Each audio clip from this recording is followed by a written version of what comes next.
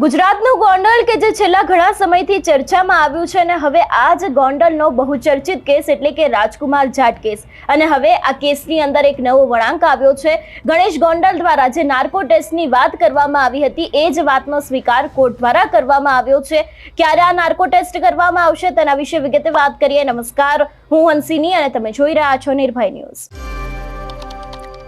ગોંડલનો બહુચર્ચિત case એટલે કે રાજકુમાર Jat case જે છેલ્લા ઘણા સમયથી ચર્ચામાં આવ્યો છે અને ખાસ કરીને આ વાતને લઈને તપાસ ચાલી રહી છે। એવામાં અત્યારે હાલ જે રીતે ગણેશ ગોંડલ ખૂબ જ ચર્ચામાં આવ્યા હતા અને તેમના દ્વારા નાર્કો ટેસ્ટની વાત કરવામાં આવી હતી એ નિર્ણયને હવે કોર્ટે સ્વીકાર્યો છે અને ગણેશ ગોંડલનો નાર્કો ટેસ્ટ થવાનો છે।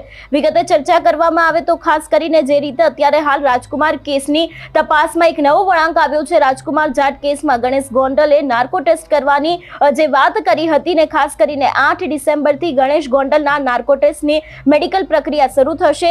કેસની તપાસ માટે રચાયેલા ખાસ તપાસની જે ટુકડી છે એસઆઈટીના અધ્યક્ષ અને સુરેન્દ્રનગરના એસપી પ્રેમસુખ ડેલુએ ગણેશ જાડેજાનો નાર્કો ટેસ્ટ કરવાની મંજૂરી માટે અદાલતની અંદર અરજી કરી હતી જે કોર્ટે સ્વીકારી લીધી છે એટલે કે તેને મંજૂર કરી છે। અને ગોંડલમાં જે યુવક રાજકુમાર જાટનો મોતનો મામલો છે અત્યારે હાલ એની તપાસનો ધમધમાટ ચાલી રહ્યો છે અને પોલીસને ગણેશ જાડેજાના નાર્કો ટેસ્ટની મંજૂરી મળી છે। પોલીસે કોર્ટ સમક્ષ ગણેશ જાડેજાના નાર્કો ટેસ્ટની મંજૂરી માટે અરજી કરી હતી જેને કોર્ટે મંજૂર કરી છે।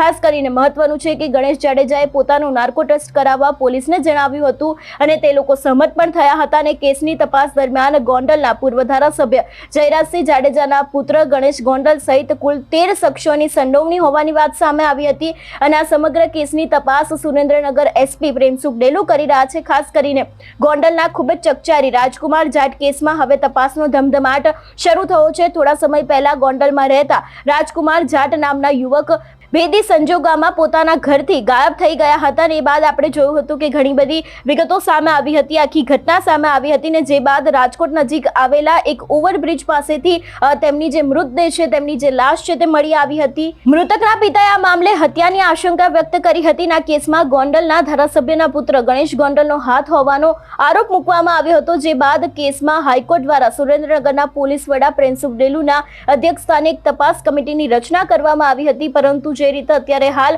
માહિતી સામે આવી રહી છે એ રીતે કે હવે ગણેશ ગોંડલ દ્વારા જે નાર્કો ટેસ્ટ કરવાની વાત કહેવામાં આવી હતી એની જે સામે કોર્ટે હવે મંજૂરી આપી દીધી છે એટલે કે હવે ગણેશ ગોંડલના નાર્કો ટેસ્ટ થશે ને એ બાદ આ ઘટનાની અંદર કયો વળાંક આવશે એ પણ જોવાનું રહેશે કારણ કે છેલ્લા ઘણા સમયથી આ કેસ છે તે ખૂબ જ ચર્ચામાં આવ્યો છે અને એવામાં હવે જ્યારે આ સમગ્ર વિગતો સામે આવી રહી છે અને ખાસ કરીને જે રીતે અત્યારે હાલ માહિતી સામે આવી રહી છે એ રીતે કે ગણેશ ગોંડલના સમર્થકો દ્વારા ગણેશ જાડેજાનો નાર્કો ટેસ્ટના જે કોર્ટના નિર્ણય છે એને આવકારવામાં આવ્યો છે પરંતુ રાજકુમાર જાટના પિતા રતનલાલ જાટનો પણ નાર્કો ટેસ્ટ થાય તેવી ગણેશ ગોંડલના સમર્થકો દ્વારા માંગ કરવામાં આવી છે। ગણેશ ગોંડલના નાર્કો ટેસ્ટના નિર્ણયને આવકારતા ગણેશ ગોંડલના જે સમર્થકો છે અને ખાસ કરીને ક્યાંક ને ક્યાંક એવું પણ જે રીતે કહેવામાં આવ્યું છે કે હવે ટૂંક જ સમયની અંદર જવાબ પણ મળી જશે એવી પણ વિગતો સામે આવી રહી છે।